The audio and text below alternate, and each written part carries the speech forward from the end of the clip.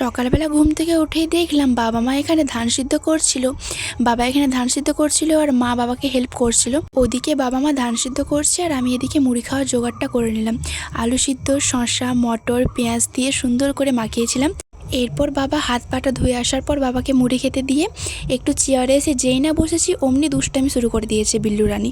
দেখতেই পাচ্ছ কেমন খেলা করছে আমার সাথে। ও চেয়ারের উপর উঠবে, এটাই হলো ওর মেন উদ্দেশ্য, তার জন্য ওরম করছে।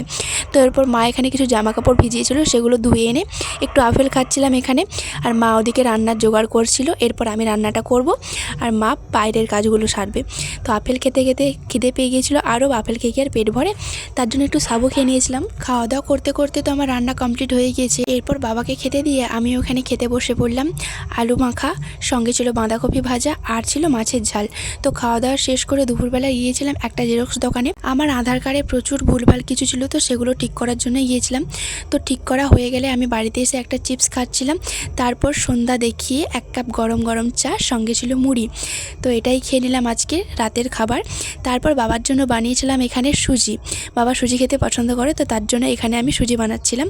তো প্রথমে কড়াইতে তেল দিয়ে এরপর সুজিটাকে তার মধ্যে দিয়ে সুন্দরভাবে বানিয়ে নিয়েছিলাম বাবার জন্য সুজি। তোমাদের কার কার সুজি খেতে ভালো লাগে কমেন্টে জানিও। আমার অতটা ভালো না লাগলেও আমার বাবার ভালো লাগে।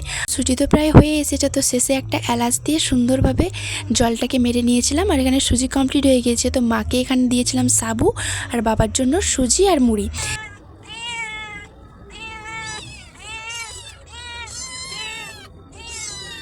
শুনলে দুজনের আওয়াজ, এরা এই খিদের জ্বালায় এরকম ম্যাও করছিল। তো এদেরকেও এখানে মাছ মাখিয়ে ভাত দিয়ে দিলাম। তারপর রাত্রে দুইজনে দুই পাশে শুয়েছে আমার কেমনভাবে দেখো। এরা শুলে কি আর আমি ঠিকভাবে শুতে পারি? তো যাই হোক, এদেরকে নিয়ে আজকের মতো গুড নাইট।